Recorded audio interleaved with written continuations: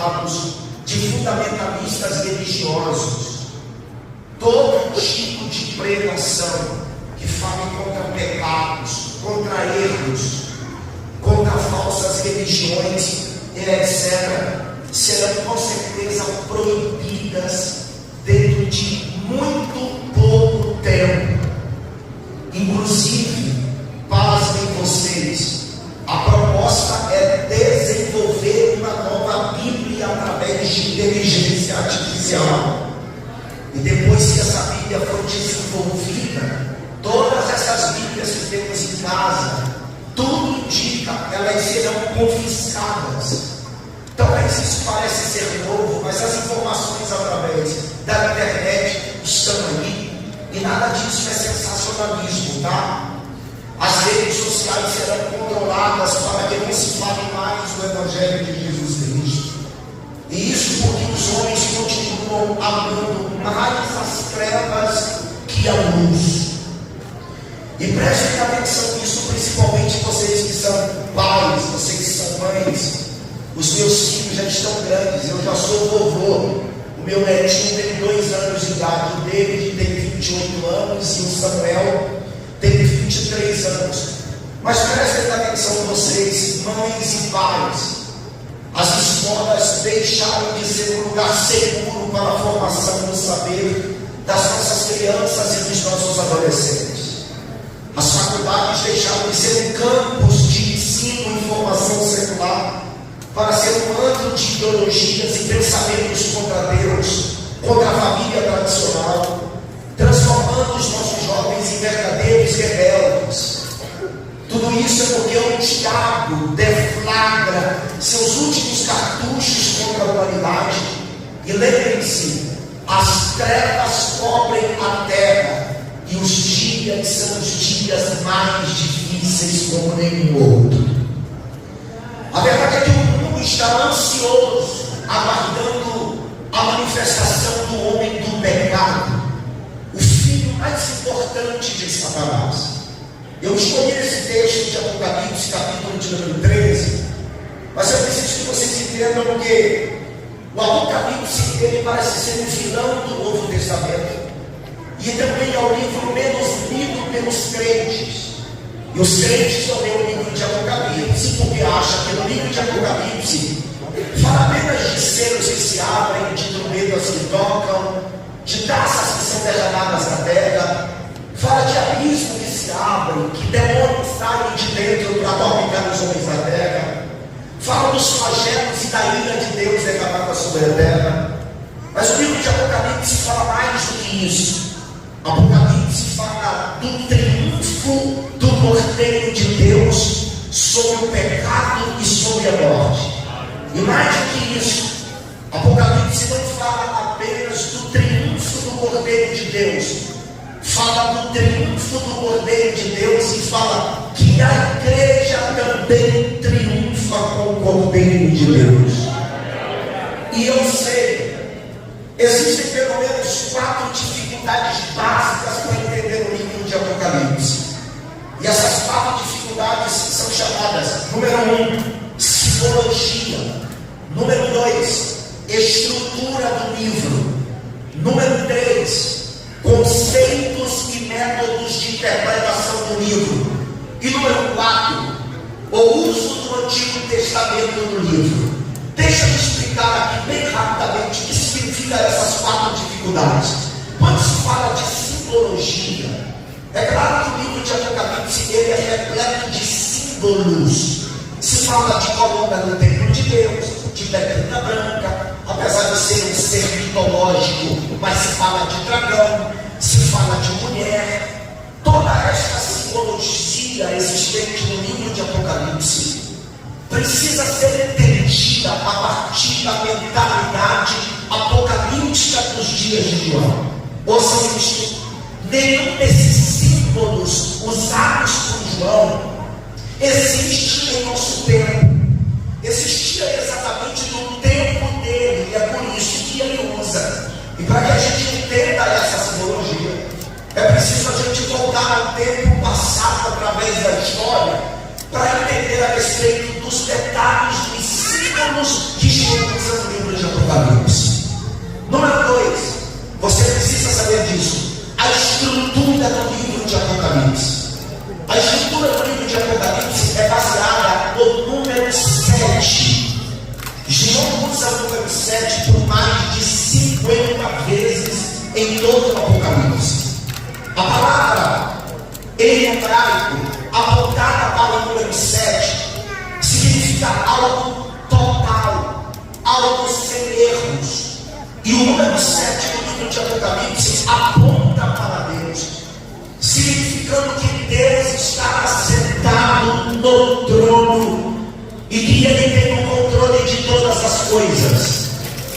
Número 3, os conceitos de interpretação do livro de Apocalipse. Eu sei que a maioria dos cristãos não compreendem os debates acerca dos métodos e conceitos de interpretação desse livro. Por exemplo, nos 3 primeiros séculos da igreja, eles interpretavam o Apocalipse a partir de uma perspectiva chamada de pré-milenismo histórico. A partir do 4º século depois de Cristo, nasce aquilo que chamamos de amilenismo e depois o pós-milenismo. Ali no período da reforma, da contra-reforma, apesar de já existir o preterismo, ele passa a ser mais contundente. Então, o preterismo, historicismo, futurismo, idealismo, eles passam a existir de forma mais prática e contundente a partir da contra-reforma. Mas isso não leva a gente debater aqui nessa noite. Afinal de contas, eu disse que eu não quero super complicar aqui o texto. Mas uma das coisas que a gente mais discute ultimamente é a respeito de 3 abordagens distintas. Essas 3 abordagens são chamadas de pré-tribulacionista, mid-tribulacionista e pós-tribulacionista. Se vocês pudessem, por favor, evitar andar, eu fiquei aqui ouvindo e cultuando com vocês, então, por favor, me ajudem nisso aqui. Então, essas 3 abordagens, pré-tribulacionista, mid-tribulacionista e pós-tribulacionista, são as 3 abordagens que mais se discute ultimamente. Você vai para as redes sociais, é uma das temáticas que mais se discutem hoje, é a respeito de se a igreja vai ser arrebatada antes da grande tribulação, se a igreja vai ser arrebatada durante a grande tribulação, ou se a igreja será arrebatada depois da grande tribulação. Nós, pentecostais, assembleanos e neopentecostais, nós acreditamos que a igreja será retirada da terra antes da grande tribulação que há de vir. A igreja vai ser retirada de forma sobrenatural, de forma inesperada, inesperada entre aspas, porque a igreja está preparada, aguardando a volta de Cristo para levá-la daqui. Deixa eu fazer uma pergunta. Quem entende que eu estou pregando, levante a mão assim, por favor. Quem tem essa esperança de que Cristo vai levar a igreja daqui da terra? Por favor, levante a mão uma vez e grite aleluia nessa noite. Pastor, Jesus vai levar a igreja? Vai levar. E assim como a igreja aguarda a bendita esperança, o mundo aguarda o filho mais importante de Satanás. Nós o conhecemos como o Anticristo. Nós conhecemos como o Anticristo. Só para você não esquecer, o Anticristo. O Anticristo é o filho mais importante do diabo. Será o governo futuro na terra. Se você me perguntar, pastor, o Anticristo já nasceu? Eu não sei lhe dizer. Se ele nasceu, pastor, ele virá de onde? Eu tenho a minha visão a respeito disso, apesar de não ser relevante explicar sobre isso nesse momento. Mas a verdade é que o mundo caminha a passos largos e o desejo do coração para que este governo reine sobre a terra. O capítulo de número 13 dizer. Mas deixa eu explicar uma coisa para vocês. O capítulo de número 6 fala do anticristo como um religioso e um político. O capítulo de número 13 fala dele como a besta que subiu do mar. E o capítulo de número 17 de Apocalipse, que é o capítulo mais difícil da Bíblia, fala dele como a besta que subiu do abismo. Ele é a besta que subiu do abismo, porque ele é um ser que virá na eficácia de Satanás. Ele é um homem que vai reinar na terra política e religiosamente durante 3 anos e meio. Ouça isso por gentileza, Apocalipse 6, verso 1. Eu preciso ler para que vocês possam construir na mente de vocês esse pensamento poder continuar uma ordem cronológica. Olha o que diz o versículo de número 1 e 2 de Apocalipse 6. E havendo um cordeiro que é Cristo, um cordeiro é Cristo, aberto um dos selos, ou seja, um dos 7 selos, João diz assim: olhei e ouvi um dos 4 animais que dizia como em voz de trovão: vem ver, João. E João diz: e olhei, versículo 2, e eis um cavalo branco, e o que estava sentado sobre ele tinha um arco, e foi-lhe dada uma coroa, e saiu vitorioso para vencer. Deixa eu explicar aqui dentro de um português mais fácil, para que vocês compreendam. O verso 2: João diz: e olhei, e vi um cavalo branco, e o que estava sentado sobre ele tinha um arco. Pastor, quem é o cavaleiro do cavalo branco no capítulo de número 6? É o homem do pecado, é o anticristo. Ele vem montado no cavalo, pastor? Não virá montado no cavalo. O cavalo simboliza força, ele virá em força. Mas a Bíblia diz que a cor do cavalo é branca.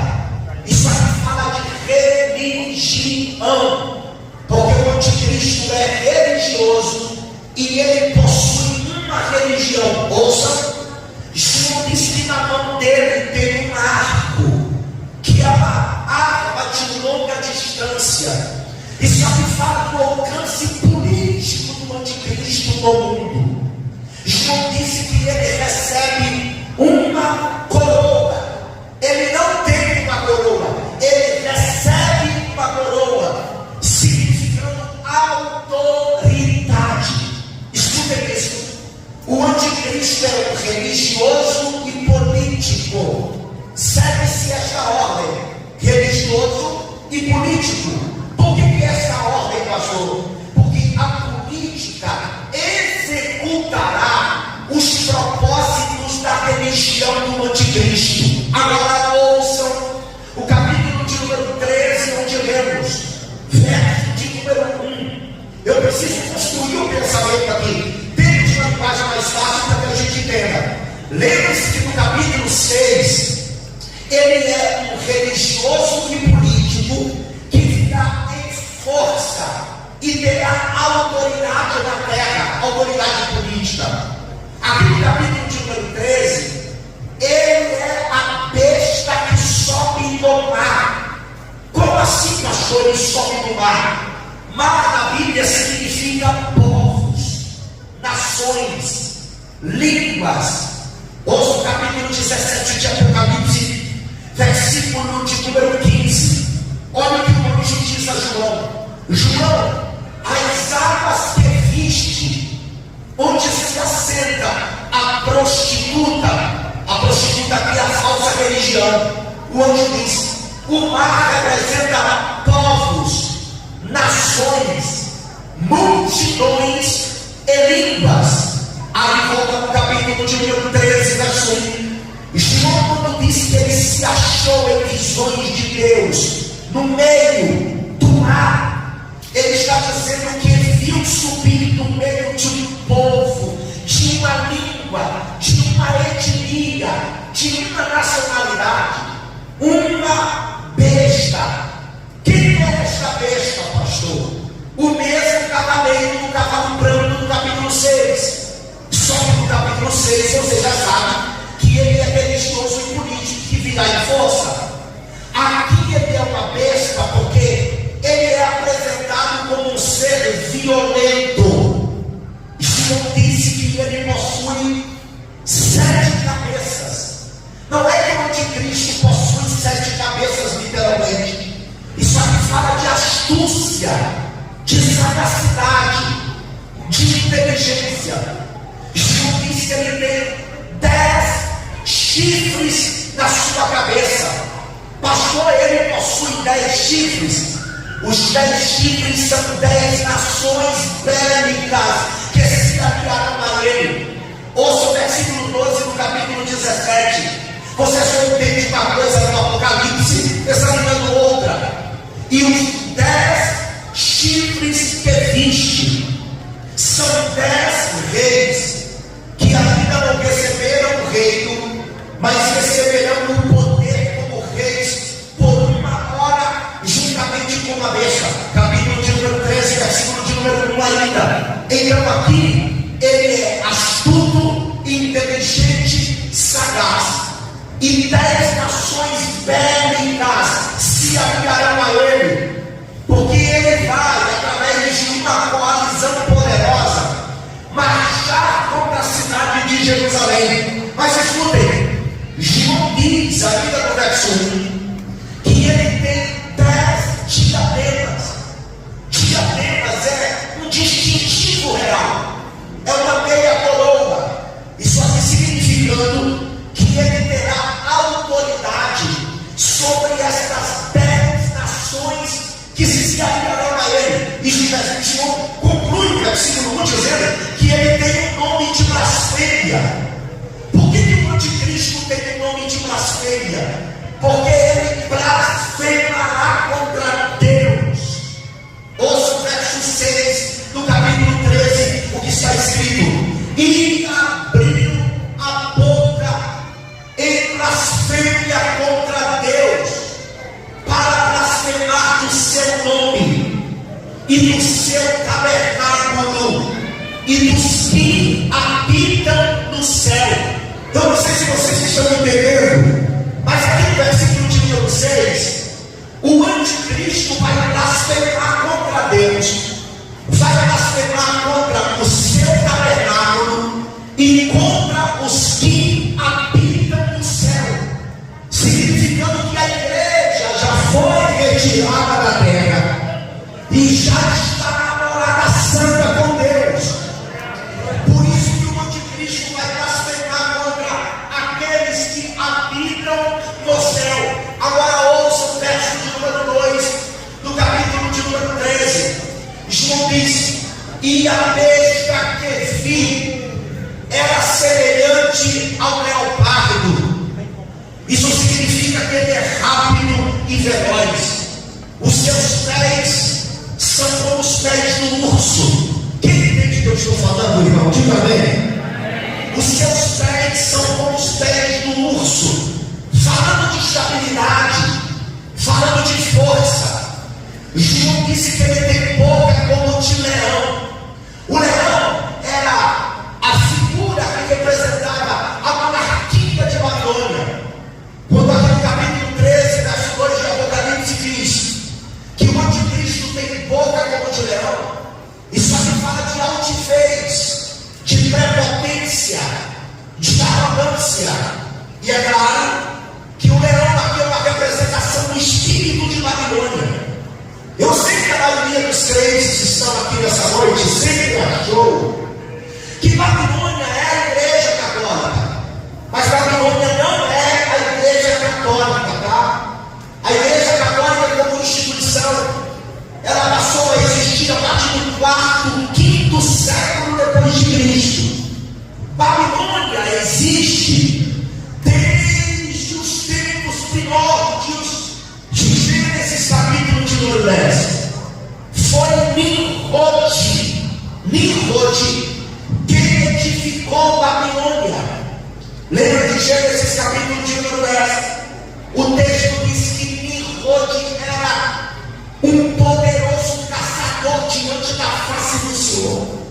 Nimrod não fazia safari, não caçava animais.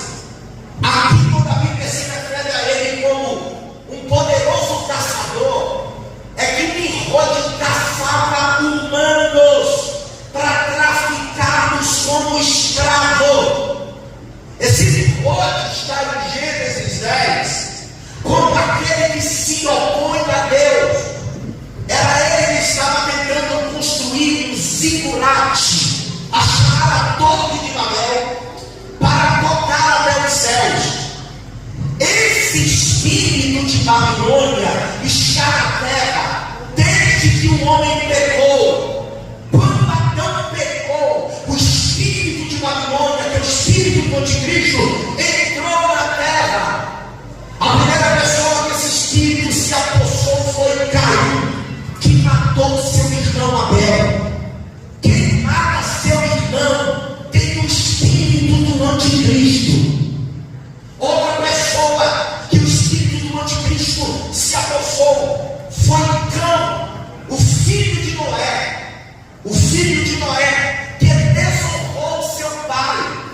Você sabia que naquela época desonrar o patriarcado era como desonrar o próprio Deus?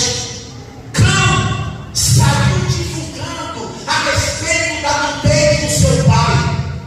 Quem desrespeita pai e mãe tem o espírito do anticristo.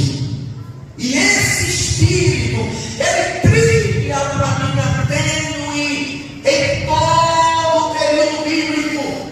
Personagens da Bíblia, fora da Bíblia. Inclusive, o apóstolo João, na sua primeira epístola, ele fala que no nosso tempo existem muitos anticristos no meio de nós, mas haverá de se manifestar o anticristo para governar esta terra. Escutem isso, meus irmãos. Eu sei que ultimamente esse tipo de mensagem aqui não tem muita relevância para alguns. Eu conheci Jesus há 30 anos atrás, vida pregressa, sabe? Ouvi esse tipo de mensagens e coisas que me chamavam a atenção, que nos exortava até os anos 2000. Dos anos 2000 para cá, as temáticas bíblicas, elas mudaram. Os nossos cultos, a maioria dos pregadores já não os usa mais para pregar uma mensagem cristocêntrica, uma mensagem bíblica. Hoje é mais mensagens aqui, sentido coach. E o pregador coach, ele leva você a olhar para dentro de você. O pregador bíblico é diferente. O pregador bíblico leva você a olhar para a Bíblia Sagrada.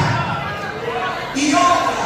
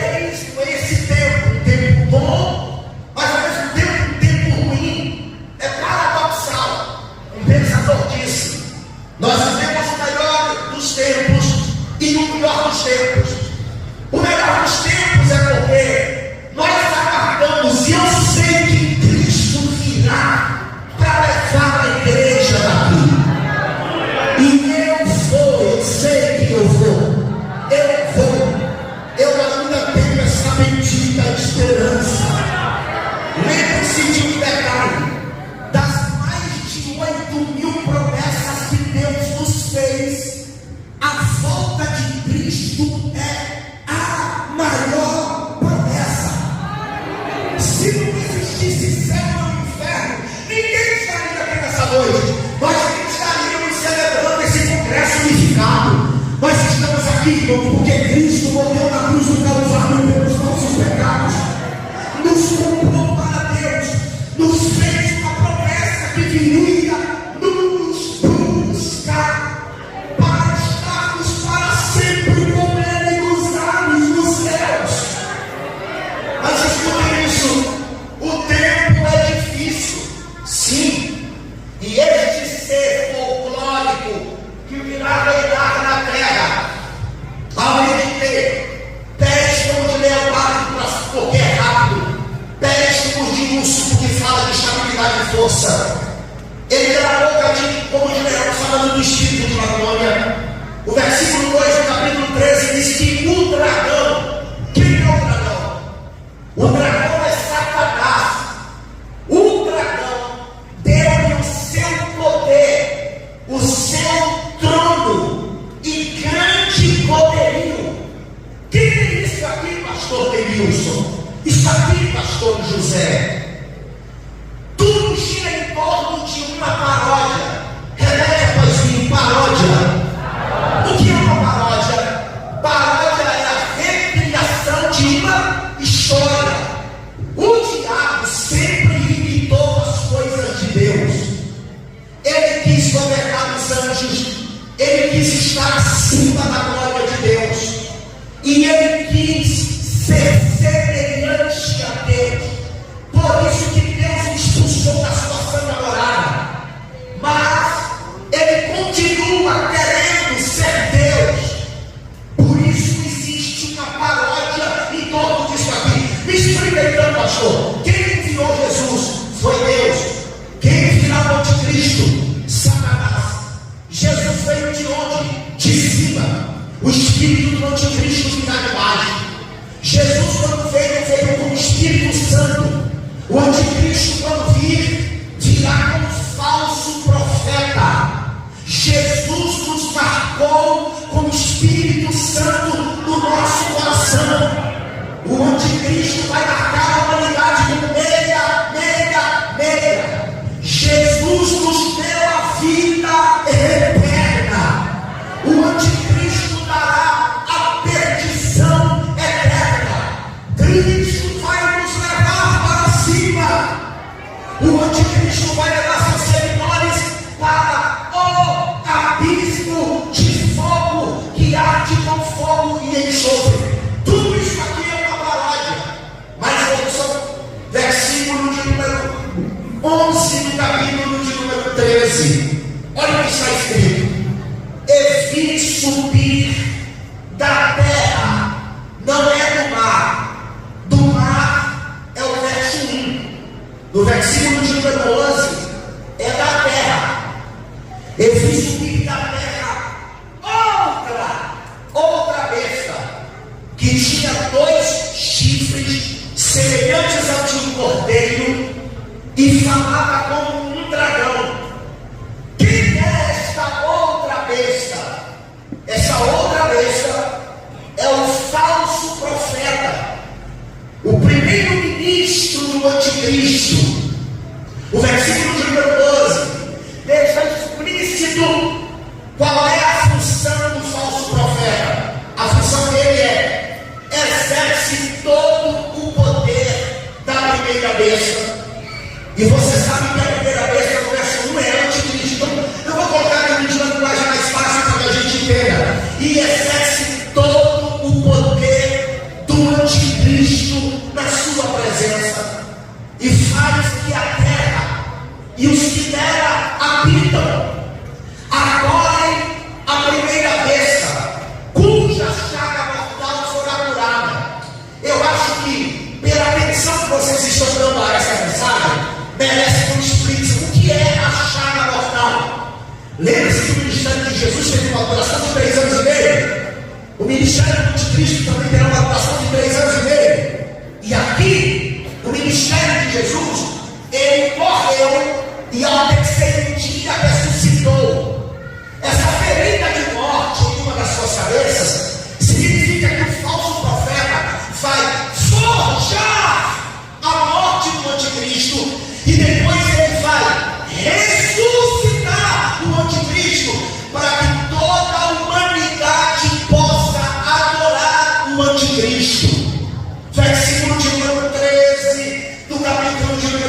mesmo, e faz grandes sinais na terra, que até fogo, de maneira que até fogo fará descer do céu da terra à vista de todos os homens.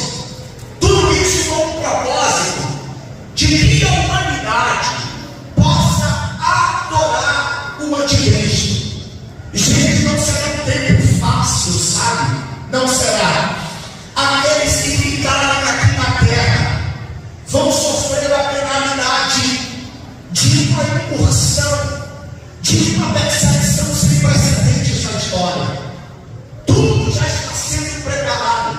Olha para a minha mão direita. Tudo.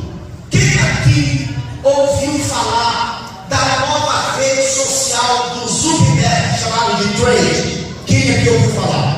Todo mundo já ouviu falar disso aqui. Você já deve até ter aceitado.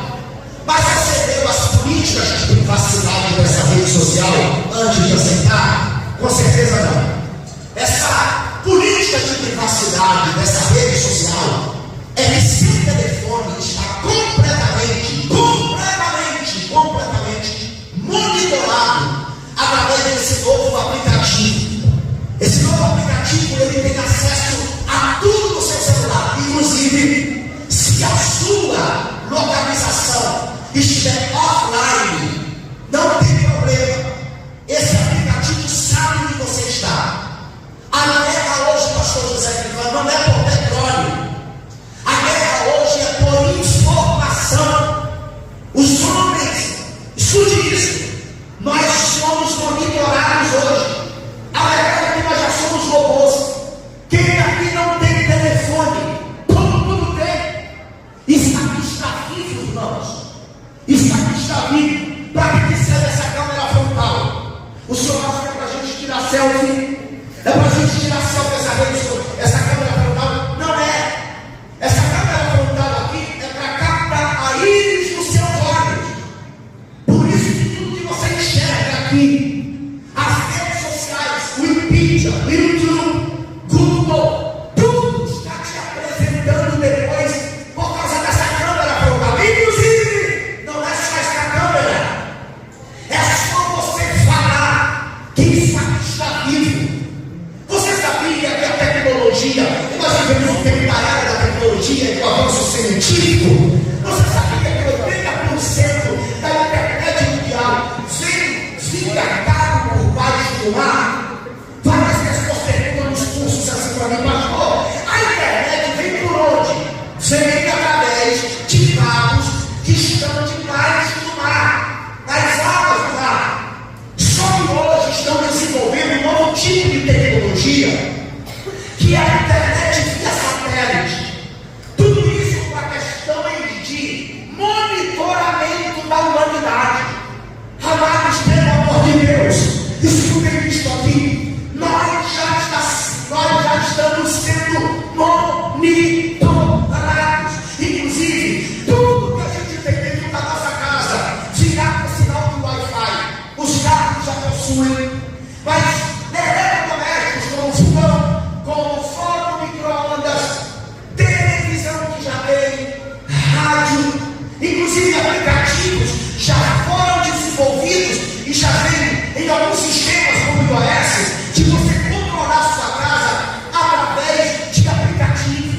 Isso tudo para o monitoramento da humanidade. Você está pensando que quando o anticristo for reinar na terra vai ser fácil estar aqui? Não vai ser. Será que você pensa que no período do anticristo aqui na terra você vai poder andar livremente pelas ruas de Belém do Piauí? Não vai. Está tudo monitorado. E tem gente que diz assim, pastor, se eu não for para o arrebatamento da igreja,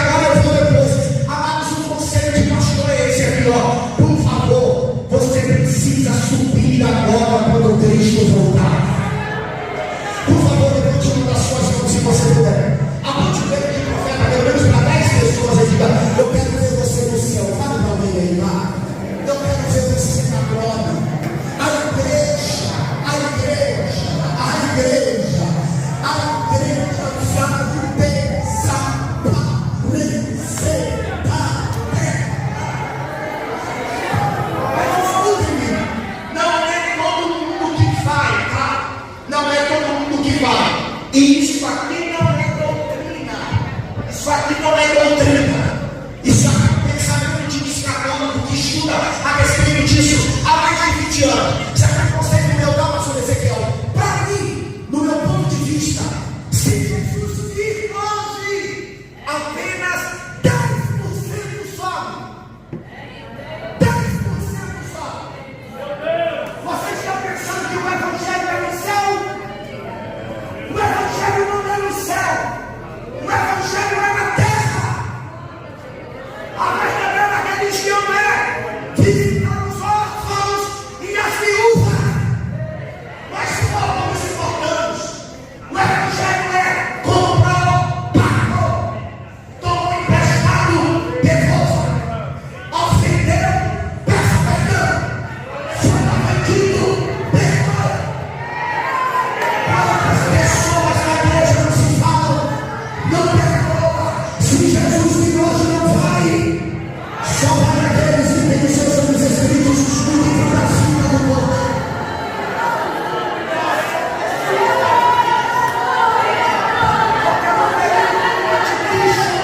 Não vai ser fácil. Hoje a gente se acha dono de nós, nos tornamos soberbos, altivos, prepotentes. Parece que o Espírito Santo tem habita em nós. É difícil reconciliar, é difícil obedecer até o pastor. Eu me lembro que antigamente, quando aceitei Jesus, eu chegava na igreja e tremia na frente do pastor. Não era de medo, era um santo que ele tinha. A gente pegava na mão a voz do pastor, comandava o rebanho. Hoje, por motivos fúteis, as pessoas saem da igreja, se rebelam contra o ministério, e depois você quer falar sobre o céu. O céu não tem problema de lixo. O céu.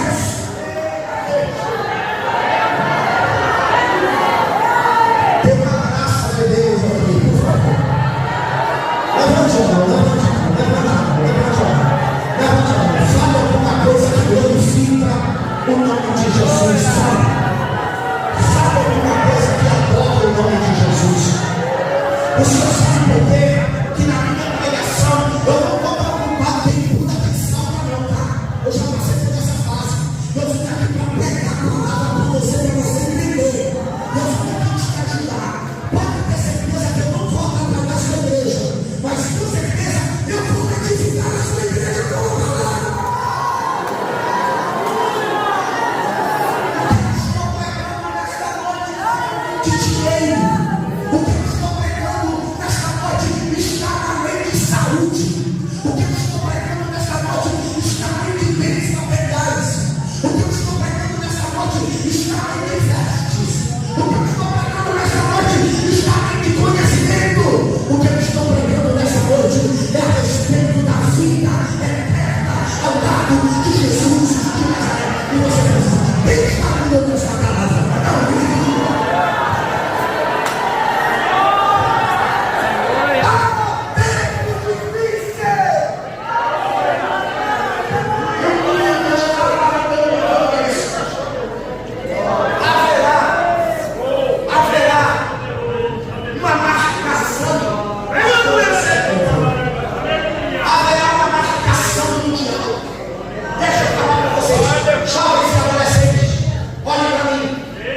O governo do anticristo está baseado em 3 pontos básicos. Quantos pontos?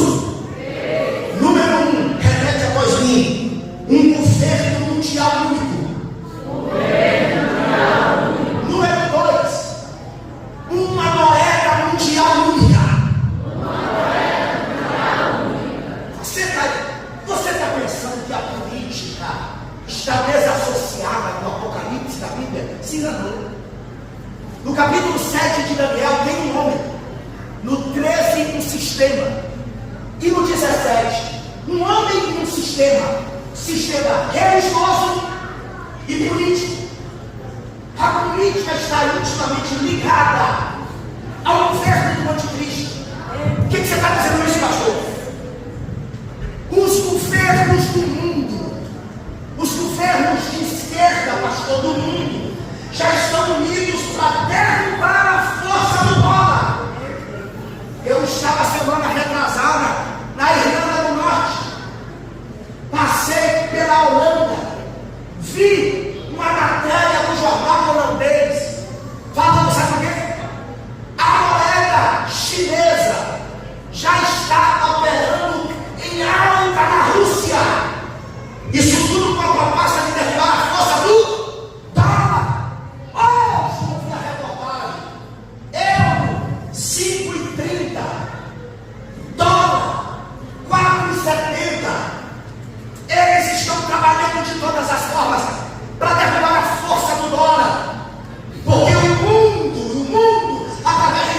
sistema, ouça isso, pastor, quem é o sistema?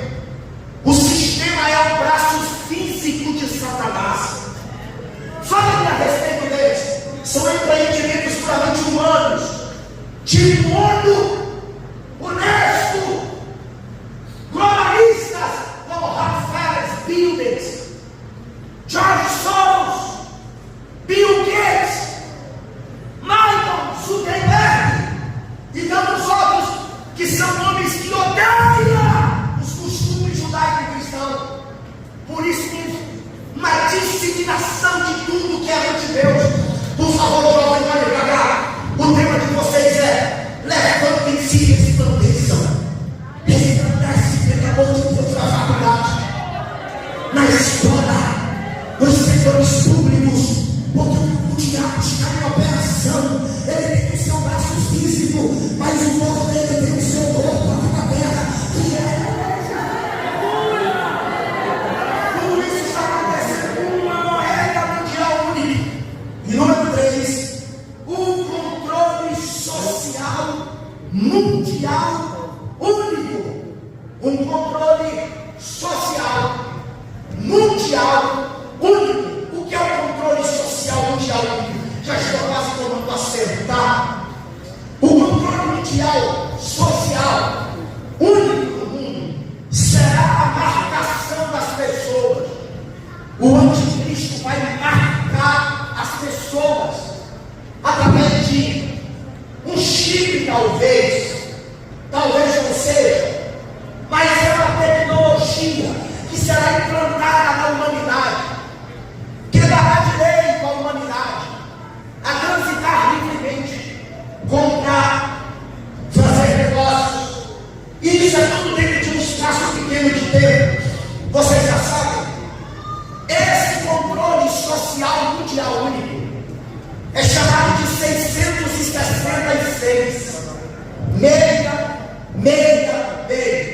Que os crentes têm medo do 666. Sempre disseram, televisão era 666. Computador também. Teve um tempo que os crentes não tomavam Coca-Cola nem usavam a sandália havaiana. No tempo do rádio, crente não queria rádio de casa. Era besta. Lançaram cartão de crédito. Também pensaram que era besta. Lançaram scanner no supermercado que identifica o preço através do código de barra. Disseram que o scanner com o código de barra era a barra da besta. Vendo esse período da Covid-19 aí, eu nunca recebi tantas mensagens sobre esse período dessa pandemia, porque os crentes me mandavam mensagens diariamente, centenas e centenas, para perguntar se a Covid-19 era a marca da besta. Não é. Aí vem o período da máscara, aí fica bom. A máscara é a marca da besta. Aí depois vem o período da vacina. Pastor, a vacina é a marca da besta. E agora vamos dizer que o Pix é a marca da besta. Mas nada disso é a marca da besta. Pastor, o que é meia? É uma trindade satânica. Não existe o Pai, o Filho e o Espírito Santo? Sim ou não? Sim. Existe uma tríade satânica: Satanás, o anticristo e o falso profeta. Por isso que é meia. E é meia, porque o 6 aponta para o erro. O número 6 é o número do pecado. Porque o homem foi formado no 6º dia da criação. Por isso, meia. Mas pastor, o anticristo vai pegar as pessoas, vai prendê-las, vai chegar na tecnologia das pessoas, e as pessoas vão passar a seguir o anticristo. Não é assim. Olha para mim que eu estou pegando. O meia, as pessoas vão aceitar de forma consciente. Pastor, mas é obrigatório. Está escrito no capítulo de número 13. Mas muitos não vão aceitar, e por isso vão sofrer a penalidade. Muitos serão degolados, assassinados, mortos, porque vão resistir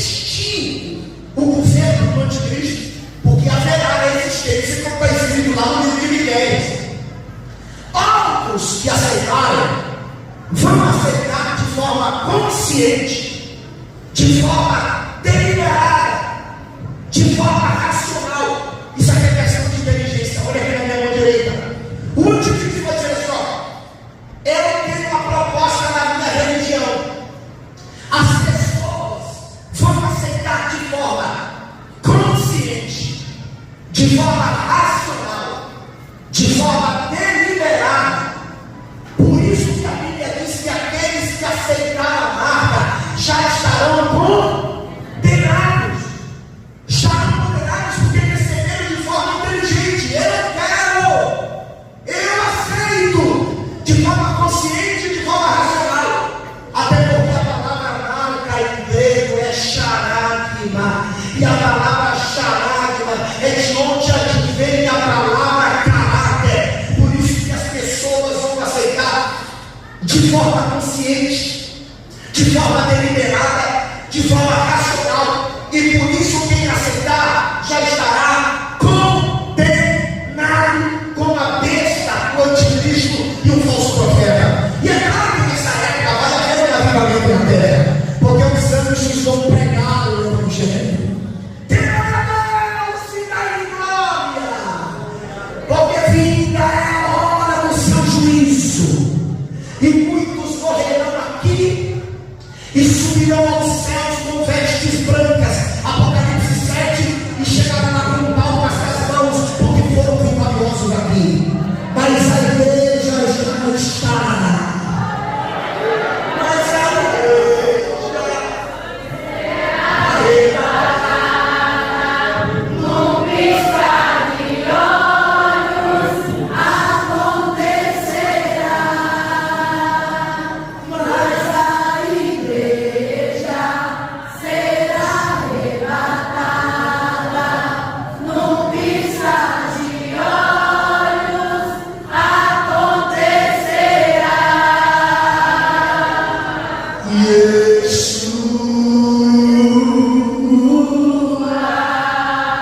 O Messias aguardado, ele vem me buscar.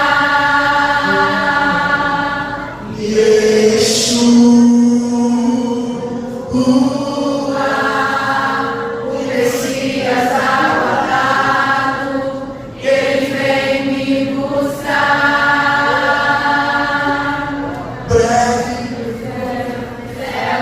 Aparecer, e todo joelho se dobrará, e toda língua confessará. Mas a igreja será arrebatada. Deixa eu saber quem vai. Acontecerá. Mas a igreja será arrebatada, no piscar de olhos acontecerá.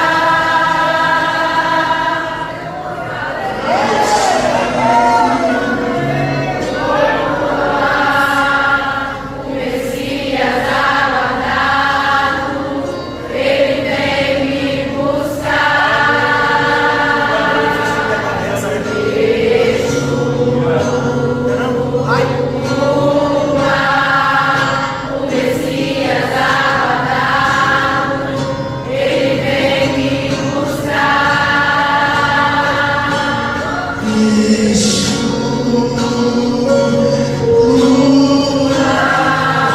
O Messias aguardado, ele vem me buscar.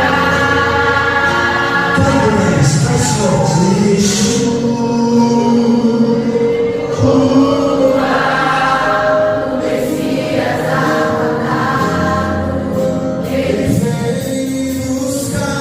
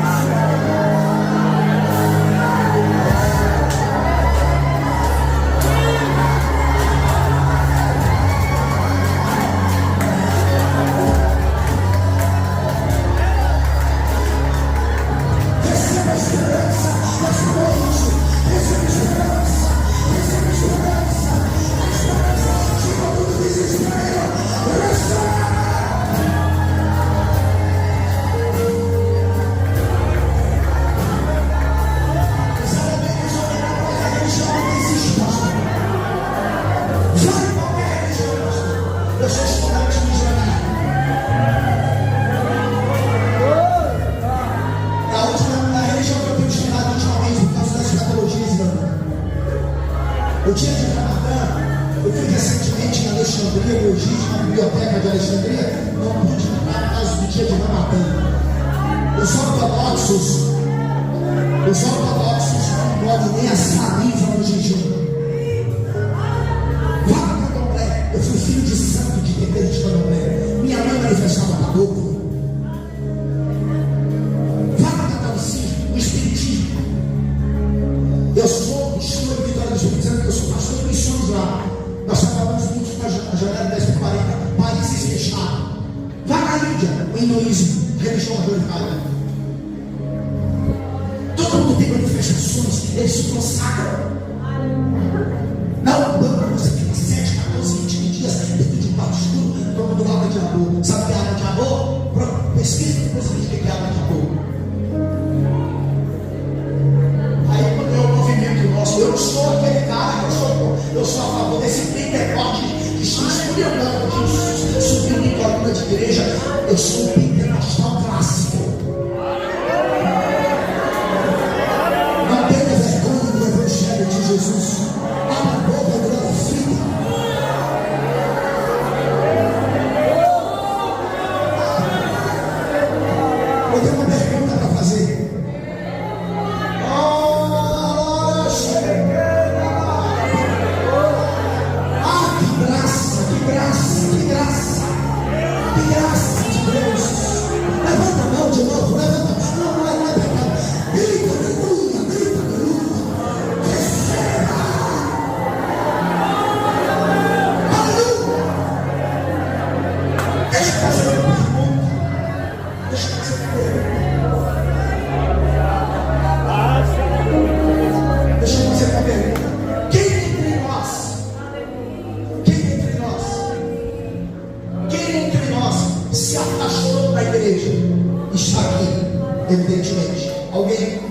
Faz assim com a mão, só para que eu possa ver você. Pastor, eu me afastei. Alguém entre nós, por obséquio, só levante a mão assim para que eu possa te ver. Pastor, eu não estou indo mais à igreja. Hoje eu senti vontade de vir. A minha alma sentiu saudades de cultuar ao Pai. Tem alguém entre nós assim, por favor? Levante uma das suas mãos, só para que eu possa identificar você, por favor. Alguém? O irmão poderia me ajudar, a irmã? Como, pastor? Olhando na direita, à sua esquerda. Veja se tem alguém afastado da igreja ao seu lado. O que não é crente, nunca foi crente. Tem alguém ao seu lado? Alguém? Por favor. Se tiver, faz assim com a mão. Pastor, eu nunca fui crente. Sou amigo da igreja, sou amigo do pastor, sou amigo de alguns irmãos da igreja, mas eu nunca me decidi ao lado de Jesus. Tem alguém aqui que faz assim com nome? Por obséquio. Pastor obséquio inflado. Será que eu preguei só para crente, pastor? Tem gente aí que não é. O Espírito de Deus está te chamando. O Espírito Santo está te chamando, irmão. Está te chamando. Pastor, só pode acreditar que eu dei tudo que eu tenho hoje, fisicamente.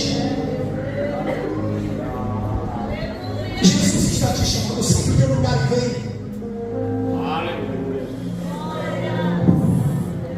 Sabe o lugar que vem daqui? Eu quero andar pela sua vida. Não é possível que você vai resistir no Espírito Santo. Que você vai recalcitrar contra o Evangelho. Eu estou te esperando. Porque me trouxe aqui.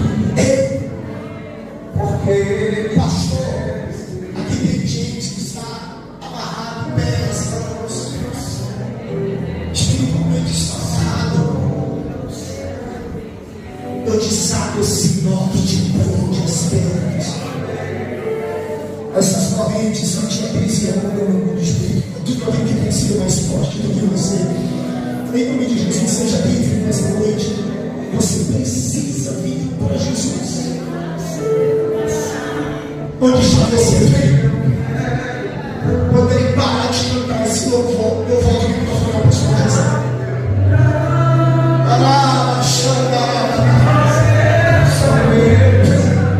Vem, sai do teu lugar e vem. Você está lá com essa pessoa, traz ele aqui, por favor.